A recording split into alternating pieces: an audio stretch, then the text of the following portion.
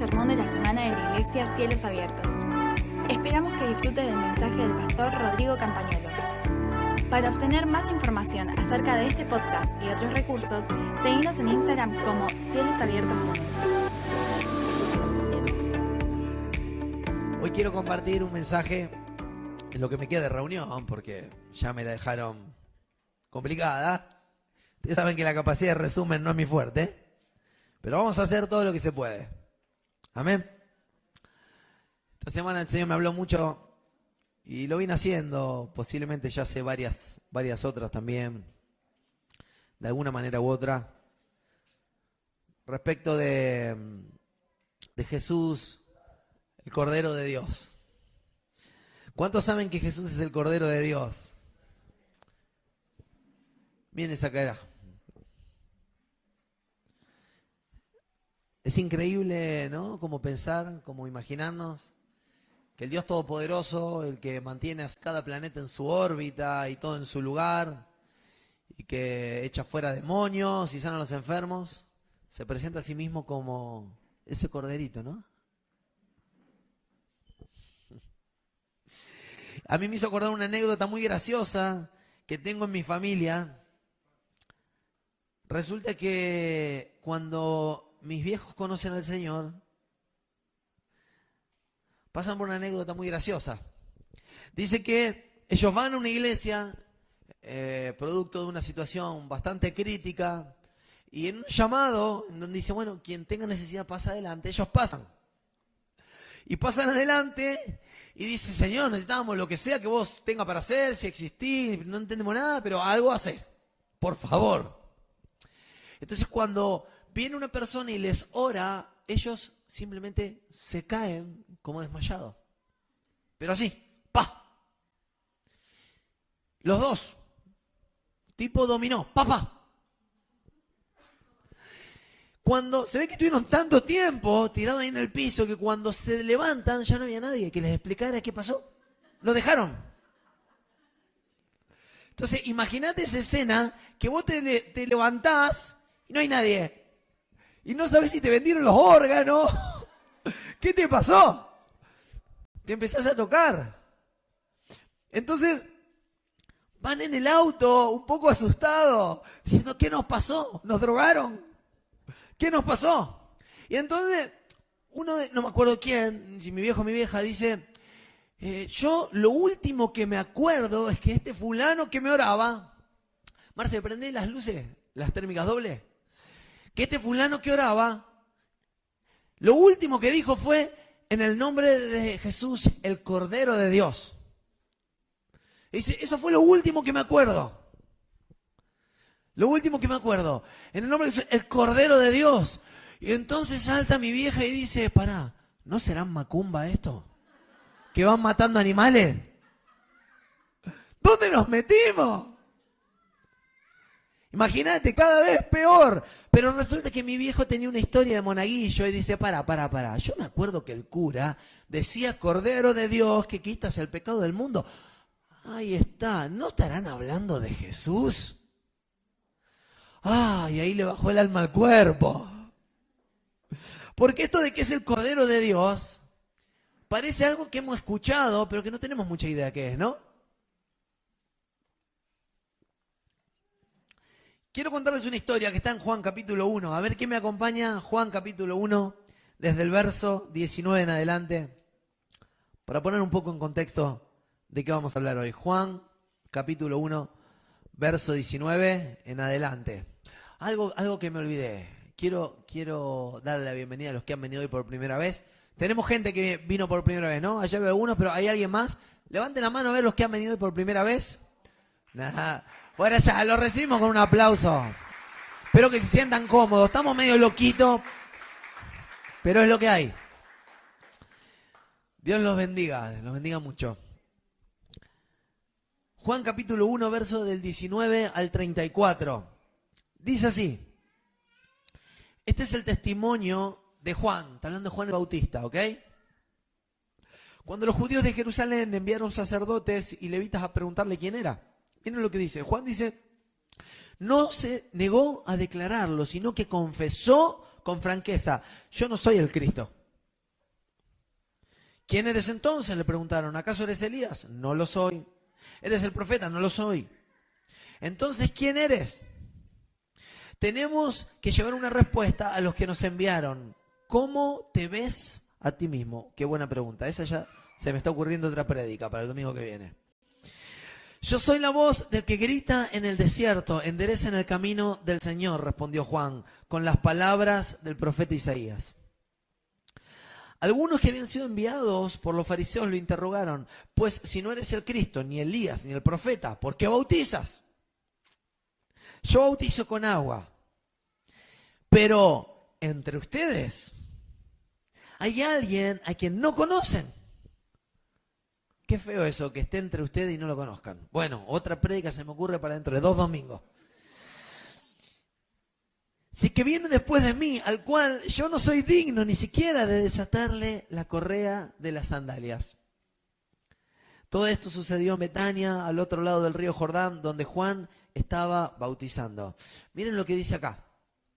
En esa historia, en ese contexto, dice, al día siguiente, este mismo Juan el Bautista, Juan vio a Jesús que se acercaba a él y dijo, aquí tienen al Cordero de Dios que quita el pecado del mundo. De este hablaba yo cuando dije, después de mí viene un hombre que es superior a mí porque existe antes que yo. Yo ni siquiera lo conocía, pero para que él se revelara al pueblo de Israel, viene bautizando con agua. Tremendo. Tremenda esa escena. Lo que pasa es que cuando Juan el Bautista dice, aquí viene el Cordero de Dios, para los judíos tiene mucho significado. No así para nosotros. De hecho, fíjense, mis viejos decían, son macumba esto. Pero para un judío que dijeran que ese era el Cordero de Dios, tenía mucho significado. De hecho, a diferencia de nosotros, los primeros predicadores del Evangelio predicaban esto. Jesús, al que hemos crucificado, es el Mesías y es el Cordero de Dios, cuya sangre nos ha comprado para redención de pecados.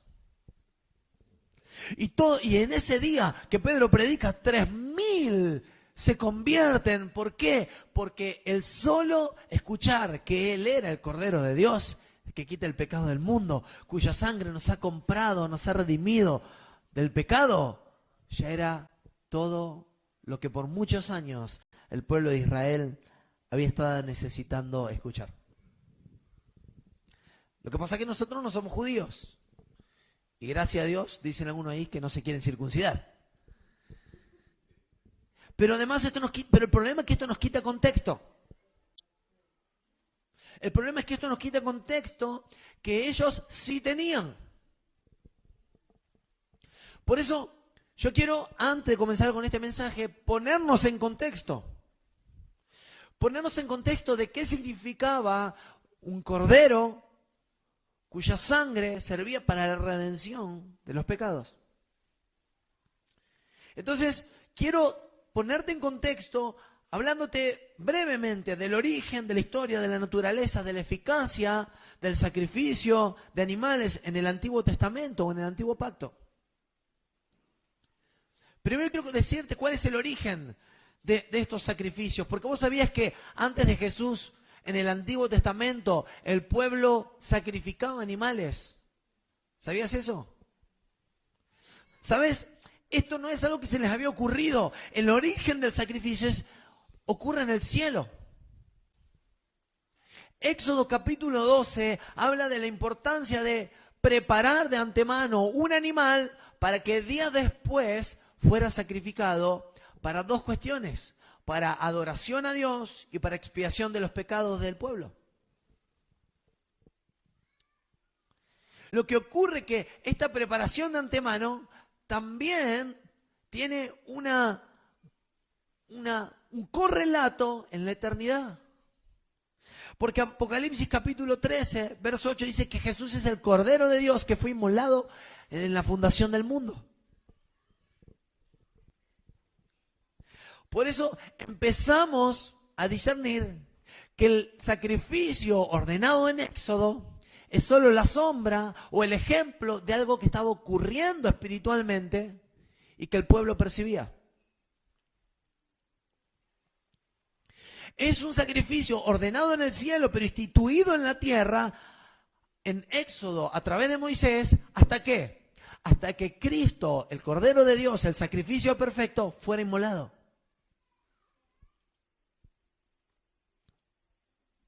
De hecho, si vos te fijás, cuando Adán y Eva pecan en el Edén, ¿qué ocurre? Que se sienten desnudos y ¿saben qué hace Dios?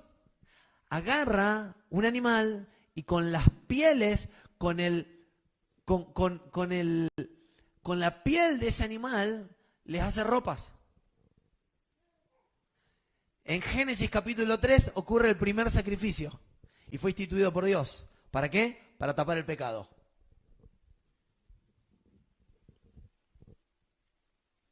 Entonces, vos te das cuenta ahora la naturaleza de este sacrificio. ¿Por qué? Porque de hecho no solo ocurre en Israel. Si vos te fijás, hay muchos pueblos, hay muchas naciones, hay muchas culturas que históricamente, vos ves, los mayas hacían sacrificios. ¿Y cómo lo aprendieron? Si América se descubrió en el 1500. ¿Cómo? ¿Por qué ellos hacían sacrificio? Al igual que en Israel, exactamente en otro lado. Si vos te fijás, hay muchas culturas, muchos países, muchas naciones que históricamente han tenido, y algunos lo practican hasta hoy, el hacer sacrificios a Dios. Es cierto, seguramente se fue desvirtuando. ¿Por qué? Porque primero, como dice Romanos, viendo la gloria de Dios a través de la creación, un día confundieron al Dios de la gloria con la gloria de su creación. Entonces, antes ofrecían un sacrificio a Dios por haber dado el sol y la luna. Con el paso de los años esto se fue desvirtuando y terminaron haciéndole sacrificio al sol y a la luna. Empezaron haciendo sacrificios a Dios por las cosechas y luego le hicieron sacrificios a la Pachamama. Hicieron sacrificios de adoración a Dios por enviar a sus profetas, a sus santos, a sus ungidos, y después terminamos adorando las estatuas.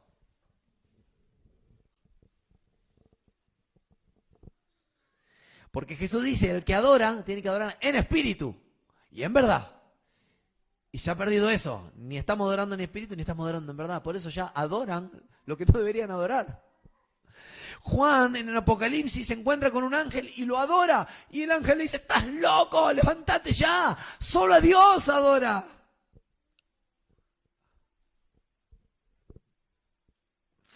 Pero ¿qué rescato de esto? Que aunque el patrón de adoración se ha desvirtuado, es que el hombre de todas las edades, de todos los pueblos, de todas las razas, de todas las naciones, ha reconocido la necesidad de ofrecer a Dios algo.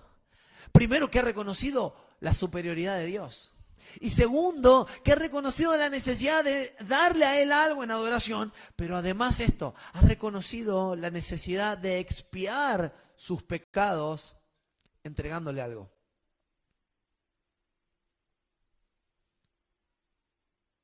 Levítico capítulo 6 habla de hacer sacrificio para el perdón de los pecados y para adoración. Levíticos capítulo 1 habla de hacer sacrificios para adoración. Para que haya algún acto exterior que de alguna manera ejemplifique lo que está ocurriendo en tu interior. Lo que ocurre es que esos sacrificios, ¿hasta qué punto eran eficaces? Porque dice que en un momento Salomón dice, tú abominas el sacrificio de los malvados. David dice, sacrificio y ofrenda no quisiste. Pará, David, ¿cómo si Moisés dijo que había que hacer sacrificio? ¿Pero qué está diciendo? Que por más que vos hagas sacrificio, si en tu corazón no hay arrepentimiento y no hay adoración, ese sacrificio no tiene sentido.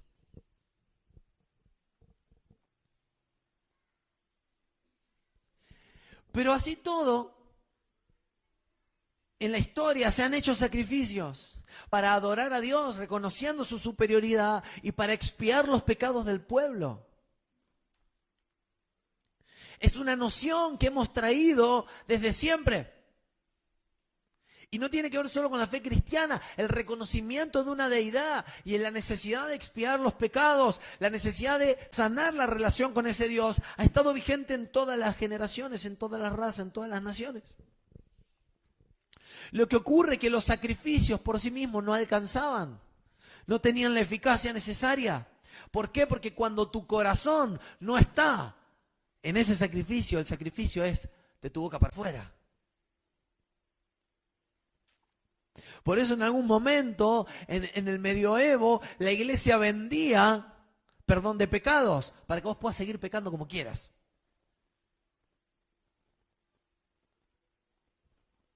¡Qué torpe! El escritor de Hebreos les escribe una carta a unos judíos que cuando se convierten al cristianismo empiezan a ser muy perseguidos. Los mataban, los encarcelaban, les descomisaban todos sus bienes. Como decía Maxi, me convertí al Señor y pareció que esa semana todo peor me fue. Porque el diablo se les había ido al humo. Y el escritor de Hebreos, él escribe a una iglesia de judíos convertidos en esa situación. Y les dice, y claro, ellos dicen, capaz que Dios se enojó con nosotros, así que volvamos a hacer sacrificio de corderitos. Y el escritor de Hebreos le dice, no están entendiendo. No están entendiendo. Hay dos pactos, hay un antiguo pacto y hay un nuevo pacto. El antiguo pacto fue bueno para ese tiempo, pero ahora en el Señor Jesucristo, el Cordero de Dios, Él ha sellado con su sangre un nuevo pacto que no era momentáneo, que es eterno, que no era parcialmente bueno, que es perfecto. El antiguo pacto era bueno para aquel momento, ¿para qué? Para recordar la necesidad de arrepentimiento, para recordar y poner en obras alguna manera de culto, para dar una guía a la adoración y para dar alguna guía al perdón de los pecados, para expiar los pecados, pero hasta ahí.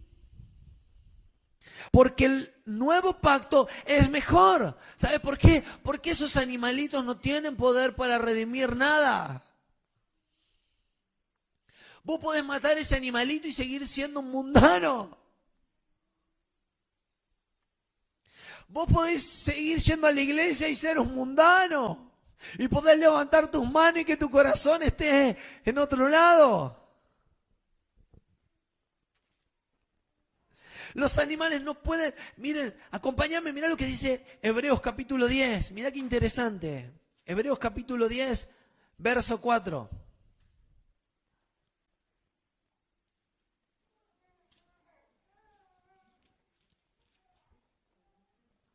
Hebreos capítulo 10, verso 4. Mirá qué interesante lo que dice.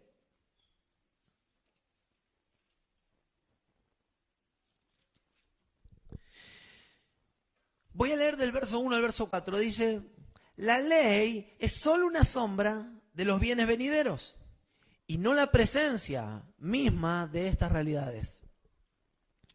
Por eso nunca puede, mediante los mismos sacrificios que se ofrecen sin cesar, año tras año, hacer perfectos los que lo adoran. De otra manera, no habría dejado ya de hacerse sacrificios. Pues los que rinden culto, purificados de una vez por todas, ya no se habrían sentido culpables del pecado. Pero esos sacrificios son un recordatorio anual de los pecados, ya que es imposible que la sangre de los toros y de los machos cabríos quite el pecado.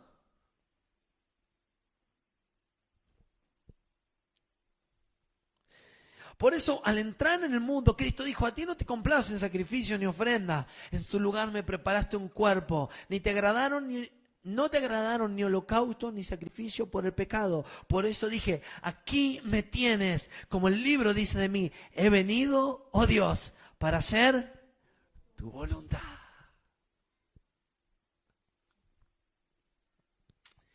¿Qué es lo que está diciendo el escritor de Hebreos? Porque dice, no, estos muchachos no están entendiendo y se van a volver a la antigua manera de culto. Y él dice, no, el nuevo pacto es mejor. ¿Por qué? Porque partiendo de la base de que una y otra vez tenían que volver a ofrecer sacrificios, ahí te das cuenta que la sangre de esos animalitos era imperfecta, era insuficiente, no alcanzaba. Se requería de un mejor y nuevo pacto, no uno provisorio, uno definitivo. No la imagen, sí la sustancia. No el ejemplo, sí la presencia misma. De hecho, no solo esos animalitos eran imperfectos, ni siquiera eran culpables. Pero así todo, Moisés instituyó ese culto. ¿Por qué? Porque el pecador no podía pagar por sí mismo. Y Moisés quiso enseñar que un cordero perfecto tendría que pagar por el pueblo.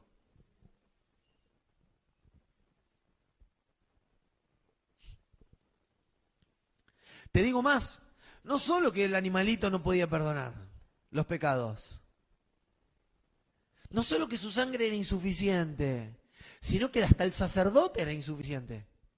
Porque el sacerdote que mataba el animalito para que Dios te perdone a vos, él también era pecador.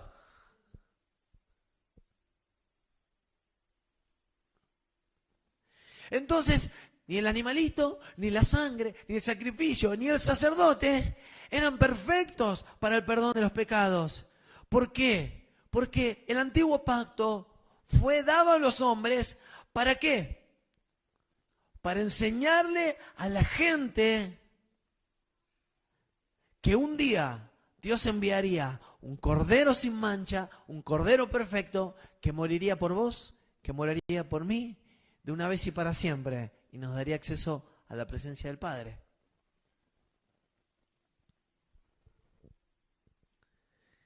Mirá lo que dice Jeremías 31, qué interesante. Jeremías 31 dice algo muy interesante, como la revista. No existe más esa revista, ¿no? ¿La Villiquen tampoco? ¿La Antiojito? Ay, qué mal que estoy. Decí que los preses fueron, si no me cargarían. Genios. Esa yo ya no la tuve. 31 dice, vienen días, afirma el Señor, en que hará un nuevo pacto con el pueblo de Israel y con la tribu de Judá. No será un pacto como el que hice con sus antepasados el día en que los tomé de la mano y los saqué de Egipto, ya que ellos lo quebrantaron, a pesar de que yo era su esposo, afirma el Señor. Este es el pacto que después de aquel tiempo haré con el pueblo de Israel, afirma el Señor. Pondré mi ley en su mente y la escribiré en su corazón. Yo seré su Dios y ellos serán mi pueblo. Ya no tendrá nadie que enseñar a su prójimo, ni dirá nadie a su hermano, conoce al Señor. Porque todos, desde el más pequeño, como el testimonio que escuchamos hoy, ¿o no? Desde el más pequeño hasta el más grande, me conocerán, afirma el Señor. Yo les perdonaré su iniquidad y nunca más me acordaré de sus pecados.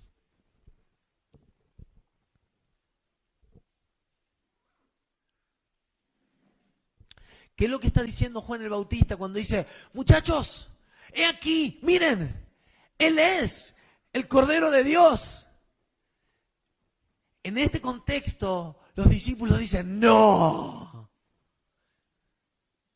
Fíjense que escena siguiente dice, dejándolo a Juan, lo siguieron. Chao Juan, nos vemos, chao. Yo digo, ni se despidieron los atorrantes. Pero es que cuando Él les dice, este es el Cordero de Dios, les está diciendo, esto no es un profeta, no es un maestro nacido por casualidad en el año 0 de la historia.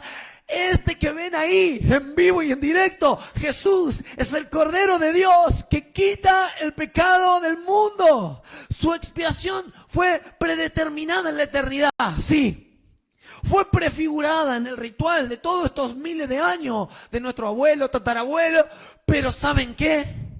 Será expiado históricamente ahora y ustedes van a ser testigos.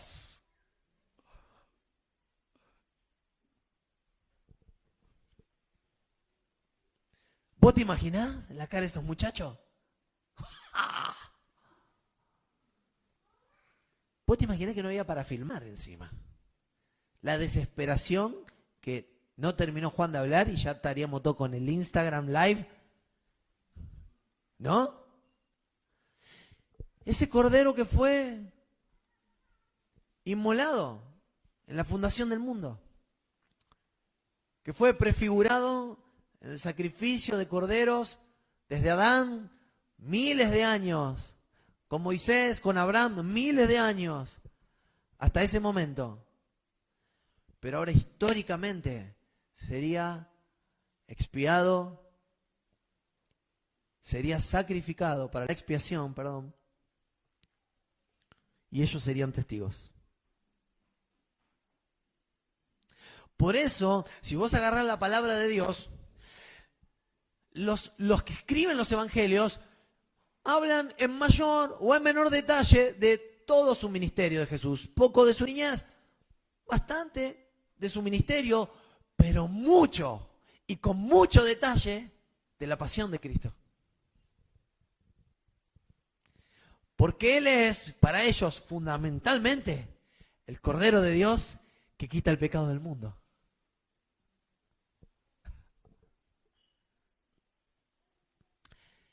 Empieza a ocurrir rápido, ellos son testigos. En su bautismo se escucha una voz que decía: este es mi Hijo amado en quien se complace mi alma. Y yo calculo que los discípulos dijeron: no, el Salmo 2 dijo que el Mesías tendría la dignidad de un hijo. ¡Wow! ¿Cómo no lo iban a seguir? En un momento él lava los pies de sus discípulos. Rey. Pedro dice: no, tú no me lavarás los pies. Sos el Hijo de Dios, sos el Rey de Reyes. Todo en el mundo por vos fue creado y por vos subsiste. No. Pedrito, si no te puedo lavar los pies, no puedes tener parte conmigo. Y Pedro dice: entonces lávame la cabeza, me meto en el car wash, así.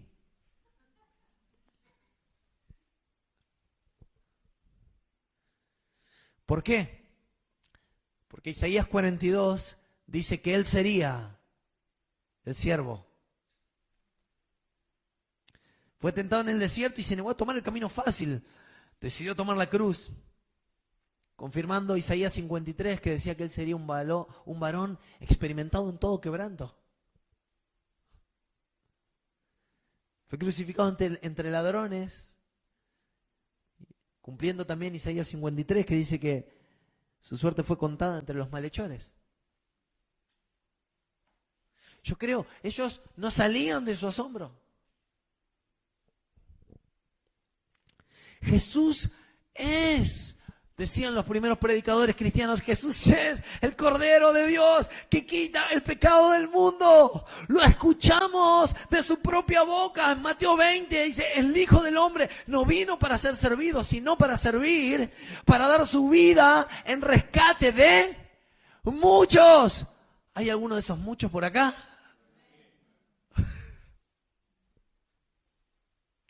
Ayer me decían: Rodri, vos no podés ver a nadie quieto, ¿no? Puede que sí. ¿Sabe por qué? Porque como el Hijo del Hombre no vino a ser servido, sino para servir, creo que la iglesia tiene que aprender a demostrar amor a través de las obras.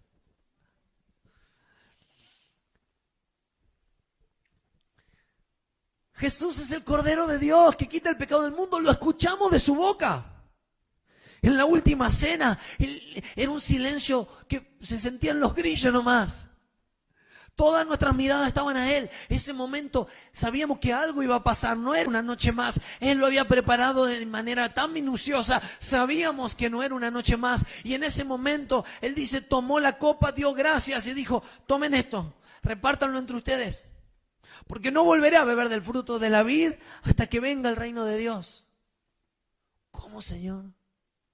Sí, repártanlo. También tomó el pan y después de dar gracias lo partió y se lo dio a ellos y dijo, este pan es mi cuerpo, entregado por ustedes, hagan esto en memoria de mí. De la misma manera tomó la copa después de la cena y dijo, esta copa es el nuevo pacto en mi sangre que es derramada por ustedes.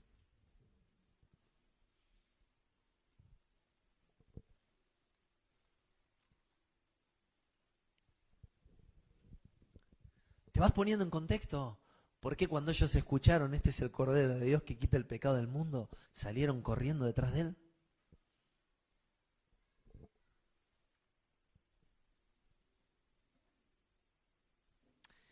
¿Por qué es necesario la expiación? ¿Por qué es necesaria la entrega de un cordero? ¿Por qué es necesario que ese cordero muriera en lugar de los culpables?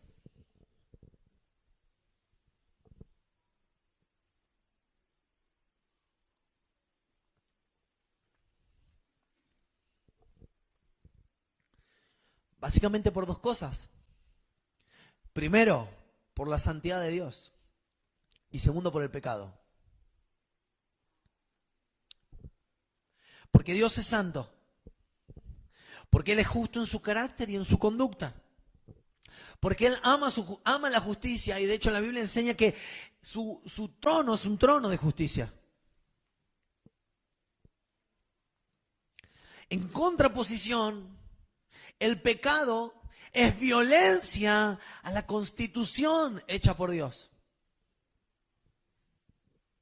En contraposición, el pecado es una infidelidad del pacto.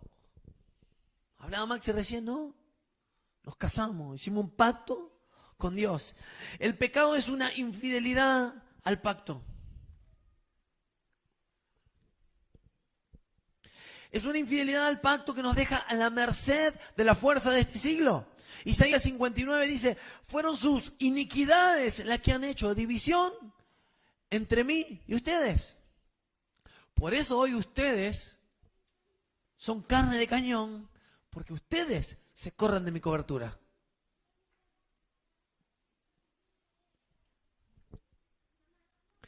El pecado es un ataque contra el honor y la santidad de Dios. Hoy no se habla mucho del pecado. Yo no sé por qué. Yo creo que muchas veces en las iglesias tenemos miedo de perder la membresía.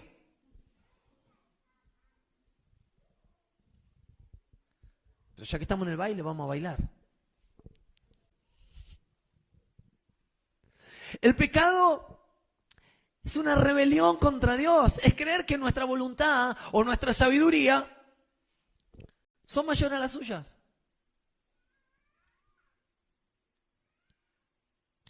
Y lo que ocurre es que el honor de Dios y la santidad de Dios no puede ser afectado, porque si el honor de Dios fuera manchado, entonces Él dejaría de ser Dios.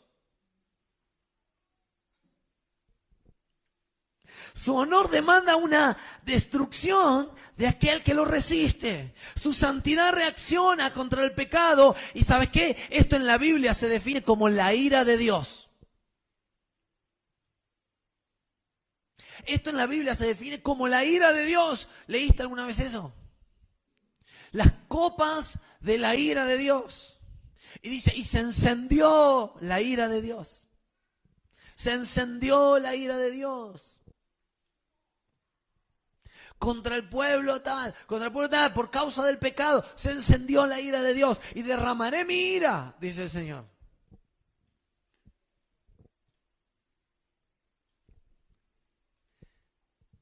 Es el efecto que ocurre cuando alguien atenta contra su voluntad, su honra, santidad y divinidad.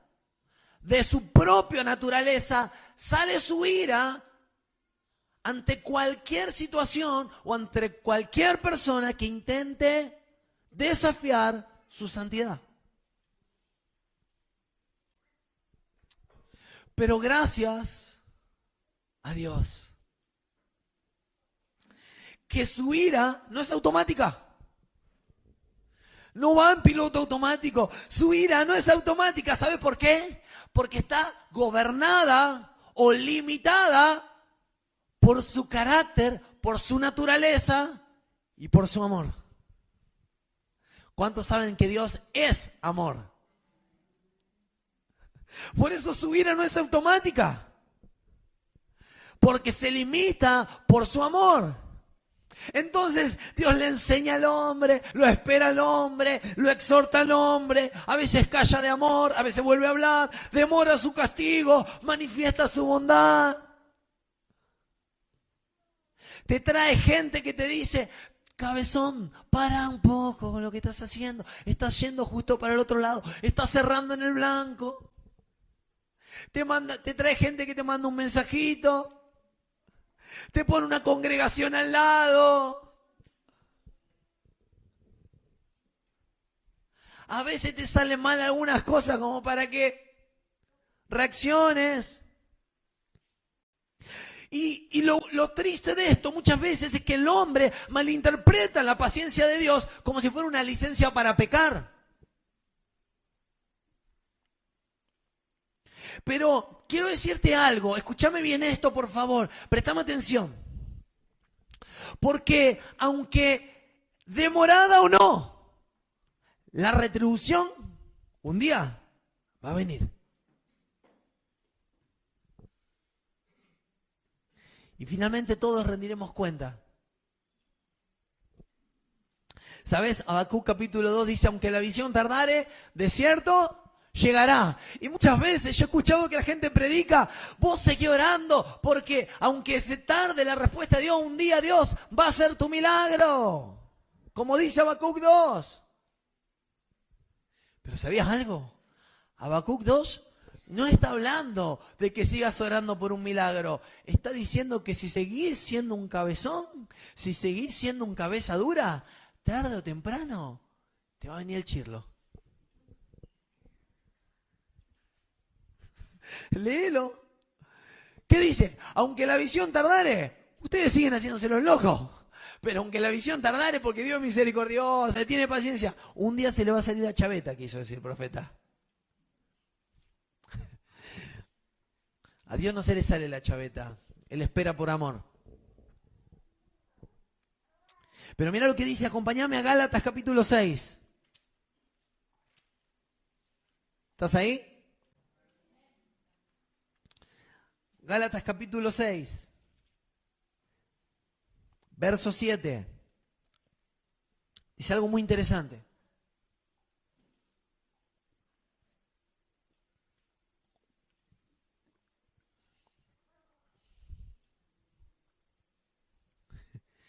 Dice, no se engañen. No hay nada peor que engañarse solo, ¿no? Porque si vos engañás a otro, pero que te engañes solo ya es muy de sonso. Dice, no se engañen. De Dios nadie se burla. Cada uno cosechará lo que siembra.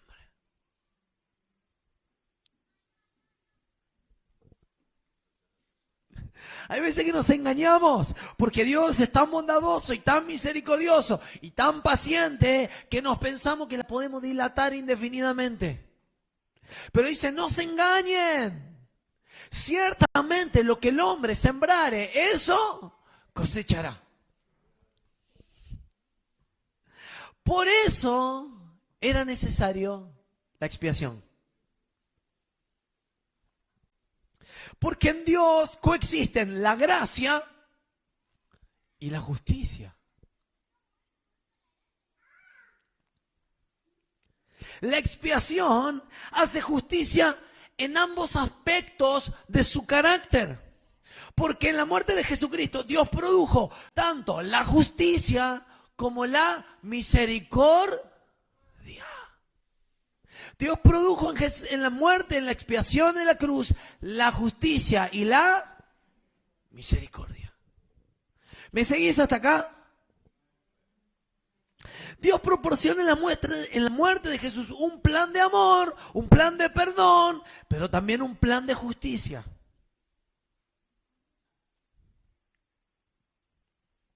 Porque a veces pensamos que Dios es demasiado bondadoso y no hace falta una expiación, no hace falta pagar un precio, con solo arrepentirse ya quedamos limpios. Pero yo escuché una vez un ejemplo de un paciente que le fue a predicar a su doctor y le dijo, doctor, tiene que aceptar a Jesús o se va a ir al infierno. Y él le dijo, no, porque yo ya con que me arrepienta de mis pecados, ya está. Y entonces ahí al paciente se le prendió la lamparita y ¿sabe qué dijo? Ok, tiene razón, doctor. Entonces quiero agradecerle porque me curó, quiero agradecerle porque me atendió. Le prometo que no me voy a enfermar más. Nos vemos. Ah, sus honorarios no hace falta que nadie los pague, porque ya me arrepentí de estar enfermo. Nos vemos. Y se fue.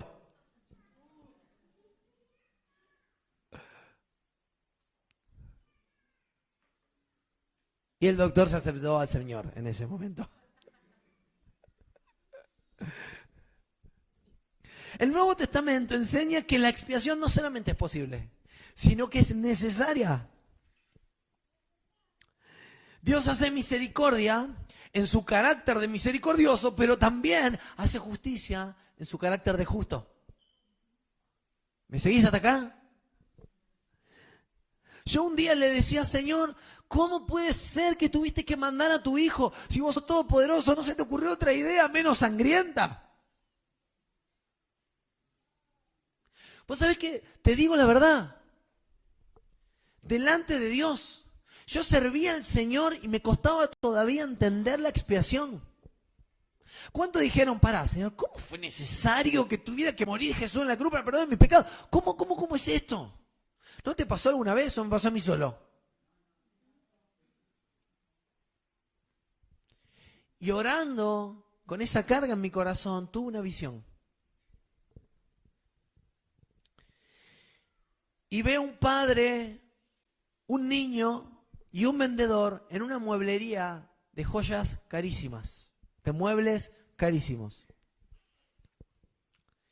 Y el niño corría por todos lados y el padre decía, no corras porque vas a romper algo. Y el vendedor lo miraba con mala cara.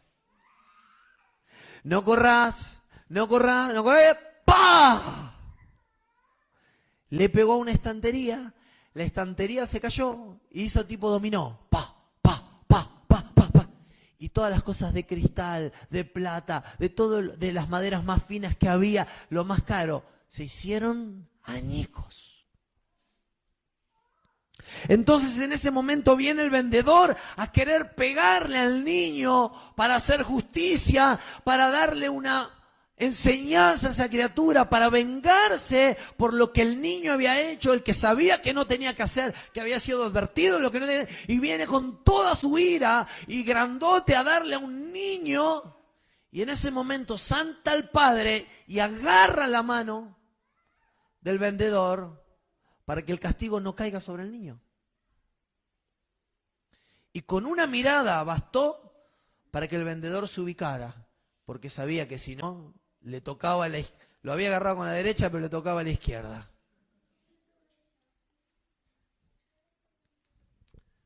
Pero mientras que con una mano, él frenó el golpe que se abalanzaba sobre el niño, con la otra mano sacó todo su dinero y le pagó al dueño de la tienda todo lo que el niño había roto. Y yo ahí me despierto de la visión y le digo, Señor, ¿qué significa esto? Y el Señor me dice, Rodri, yo quiero que entiendas algo. Que yo amo a mis hijos, pero también amo la justicia.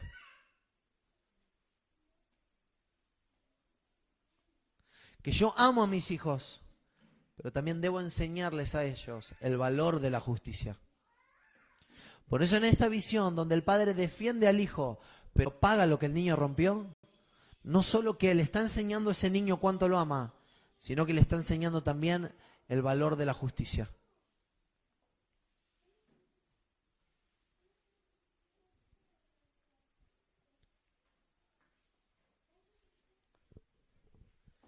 ¿Sos consciente de cuánto necesitábamos la expiación de Jesús? ¿Sos consciente de cuán importante era que se fuera entregado el Cordero de Dios para cumplir, para enseñarnos el amor, pero también para cumplir con la justicia? Nosotros somos como ese niño que, siendo desobediente, rompimos todo lo que era valioso en este mundo. Y Dios se entregó por nosotros para enseñarnos que nos amaba, pero que también ama la justicia. Y que la injusticia tiene un costo.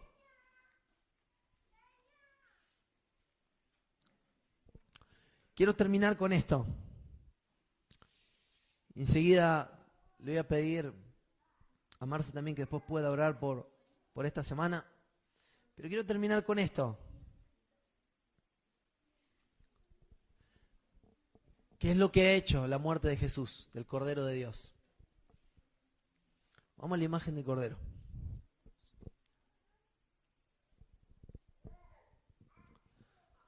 Jesús es el Cordero de Dios que quita el pecado del mundo. ¿Cuál es el efecto de la muerte de Jesús, del Cordero de Dios? ¿Cuál es la eficacia de su expiación? Primero quiero decirte que por esa muerte vos y yo fuimos perdonados del pecado. Se pagó la deuda que no podíamos pagar y Él borró nuestros pecados pasados, presentes y futuros. Nos dio libertad, además del pecado. Crucificó nuestra naturaleza pecaminosa y nos dio su ley en nuestros corazones y en nuestra mente.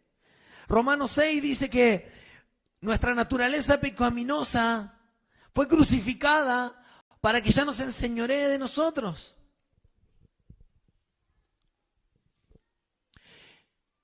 El Cordero de Dios nos libró de la muerte. ¿Cuántos saben que hay una muerte física, pero hay una muerte espiritual? Él nos libró de la muerte, ¿para qué? Para que cuando termine nuestro tiempo en esta tierra, vivamos para siempre con Él. Él dijo así: el que vive y cree en mí no morirá eternamente. Hay otra versión que dice: nunca verá la muerte. ¿Sabes qué significa? Que para los que creen en Jesús y lo aceptan como su Señor y su Salvador, y dicen: vos sos el Cordero de Dios que quita el pecado del mundo, para ellos no hay muerte. Hay cerrar los ojos acá y abrirlos en una realidad gloriosa.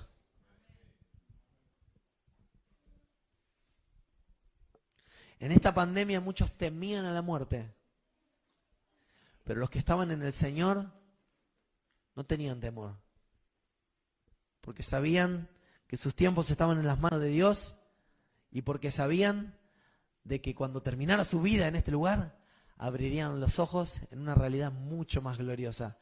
Y podían decir como Pablo: ya quisiera irme, me quedo por ustedes, pero yo ya quisiera irme porque no veo la hora de estar en esa realidad gloriosa. ¿Qué hizo el Cordero de Dios? Nos dio vida eterna, pero no solo vida eterna, existencia permanente, sino vida abundante, vida de gozo, vida de favor de Dios, vida de comunión con Él. Mira lo que dice Juan capítulo 3, verso 14 al 16. Dice: como levantó Moisés la serpiente en el desierto, así también tiene que ser levantado el Hijo del Hombre, para que todo el que cree en Él tenga vida eterna. Porque tanto amó Dios al mundo que dio a su Hijo unigénito, para que todo el que cree en Él no se pierda, sino tenga vida eterna, abundante, plena, completa, llena de gozo, llena de paz, llena de favor, llena de escuchar su voz, llena de su dirección, llena de destino, de propósito, de claridad, de luz en todas tus decisiones, en sanidad en tu mundo interior, vida abundante. ¿Para qué vino el Cordero de Dios? Para darnos una vida victoriosa. La Biblia dice que ni la vida, ni la muerte, ni lo ancho, ni lo profundo, ni principado, ni potestades, ni tribulaciones, nada, nada, nada, nada, absolutamente nada te podrán separar del amor de Dios. Apocalipsis capítulo 12 dice, luego oí una voz en el cielo, un gran clamor. Ha llegado ya la salvación y el poder y el reino de nuestro Dios. Ha llegado la autoridad de su Cristo. ¿Cuántos dicen amén a eso?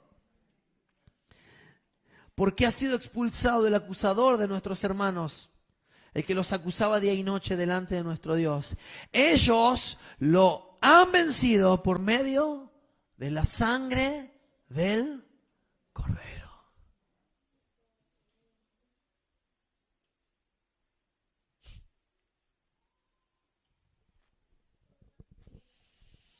Quiero decirte algo, mi amigo.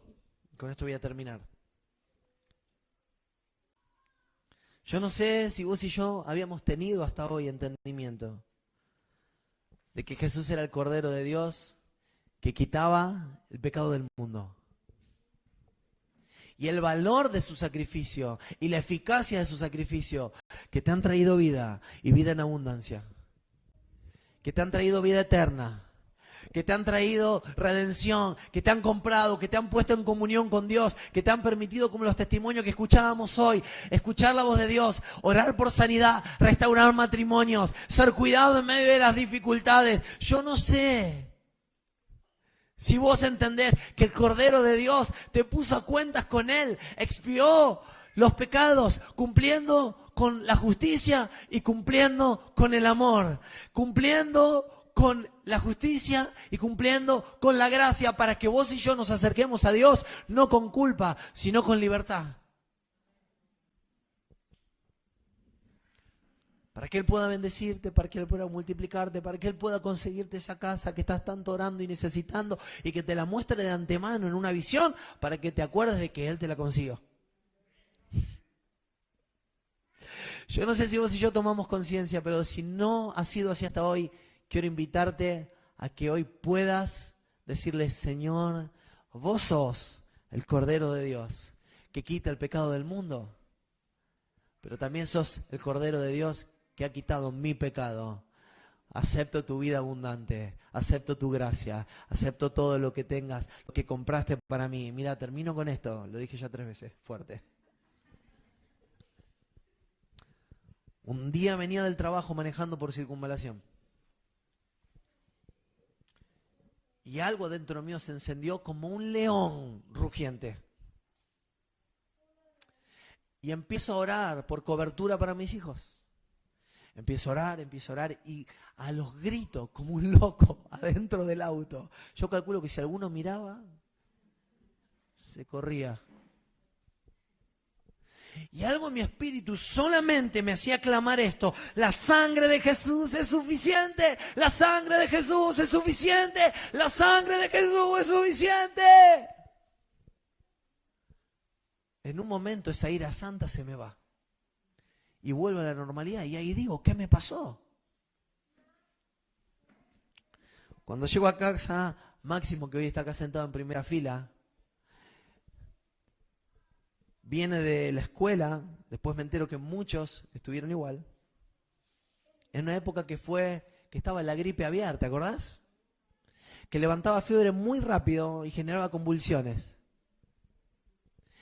Y a los 2 minutos que llego a casa, él levanta fiebre muy alta y empieza a convulsionar.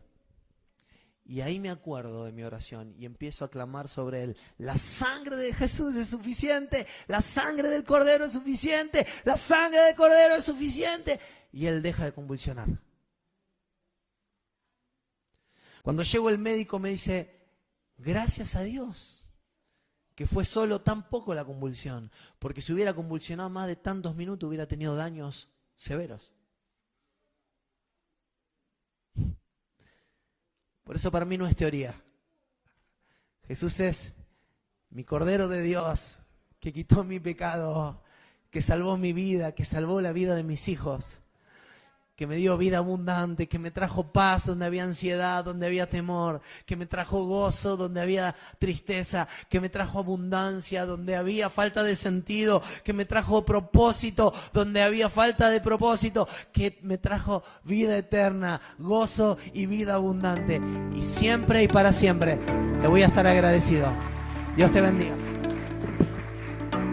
Gracias por escuchar el Sermón de la Semana. Si este podcast semanal ha bendecido tu vida, no dudes en contactarnos. Y si puede bendecir a alguien más, compartilo. Hasta la próxima.